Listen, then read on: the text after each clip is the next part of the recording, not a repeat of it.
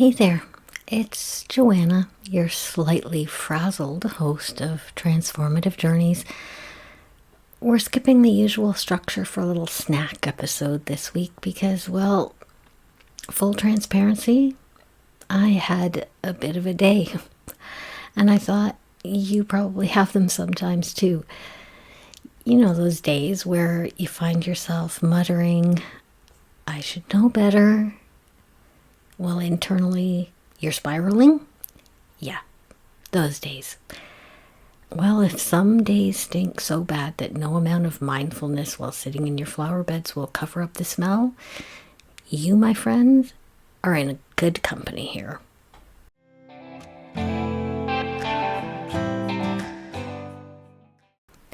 Hey, it's Joanna, and this is a snack episode of Transformative Journeys.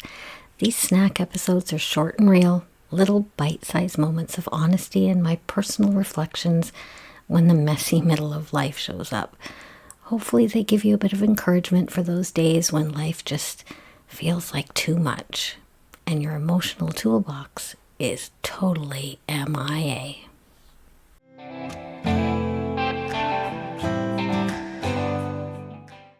So here's the thing. I have a whole podcast about healing and growth. I've built toolkits. I talk about resilience. I know the tools. But today, I couldn't even pry the damn toolbox open. So here's what happened. Someone at work said something to me that hit a nerve. Nothing catastrophic. Nothing outright mean, no loud words or anything, but what they said hurt me, made me feel like they were questioning my competence, like they needed to check to make sure I was doing the job I've been doing for 22 years now, right? You know, the kind of thing that hits one of those old emotional bruises that someone else gave you, and about something completely unrelated, but hits it just so, right where it matters to you. And instead of responding like the wise and emotionally grounded person I like to think I am, I sort of unraveled. Suddenly, I am not the calm, emotionally regulated self that I aspire to be. I'm triggered. My inner dialogue got loud. I could feel my heart racing and my breath getting shallow. I'm spiraling and starting to feel a little ragey, which is actually not like me. I'm sweating, for God's sake.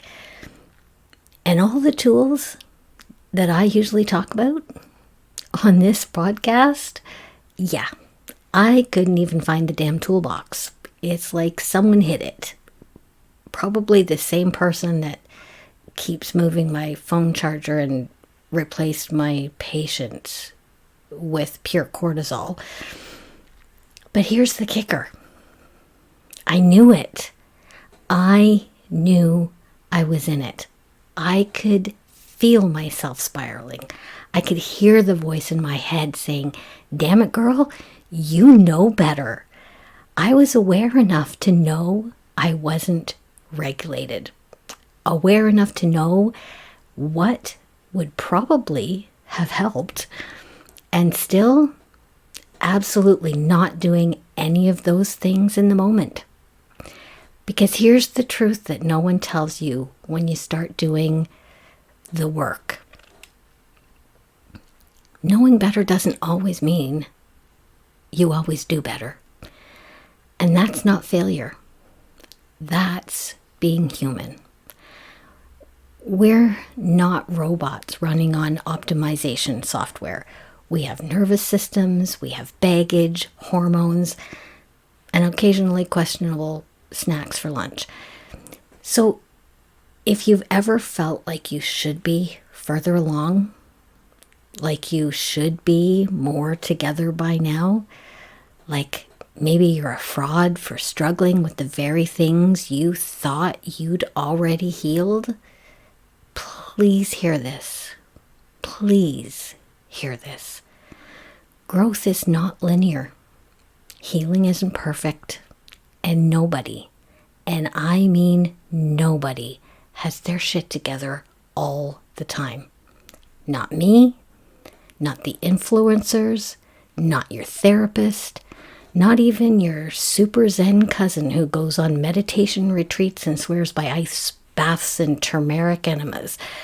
Falling into old patterns doesn't erase the progress that you've made.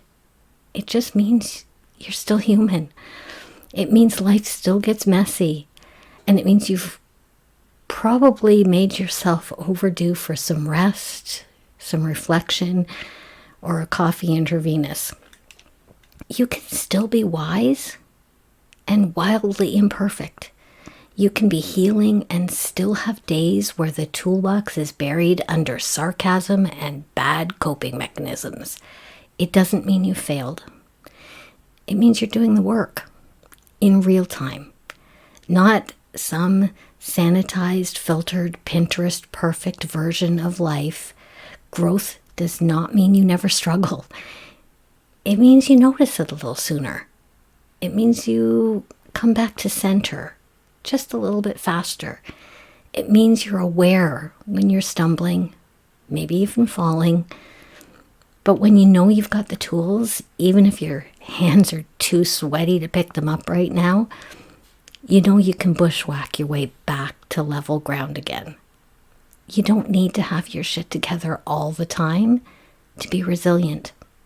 You just need to keep showing up with grace, with self-compassion, with curiosity, with a roll of duct tape if necessary.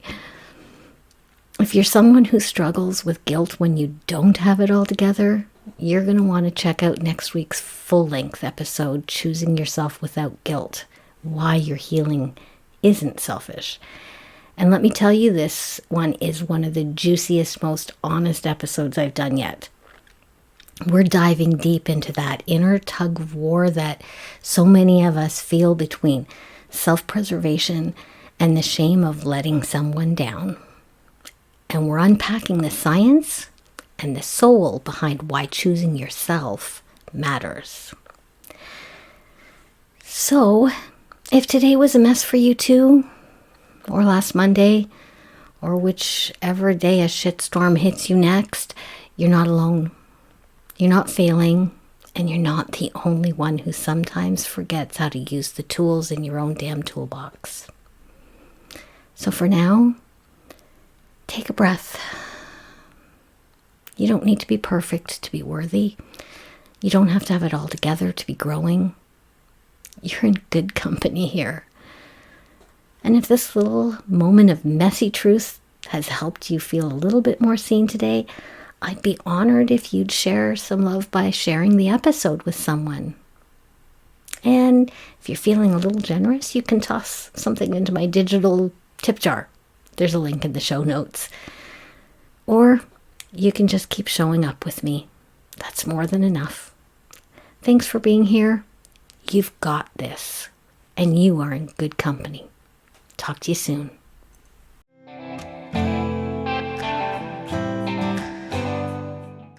Hey, just a disclaimer. This podcast is for entertainment and info only. I'm not a therapist, just a human with a mic and a story and possibly a questionable snack in my hand. No degrees, no credentials, just lived experience and a lot of duct tape.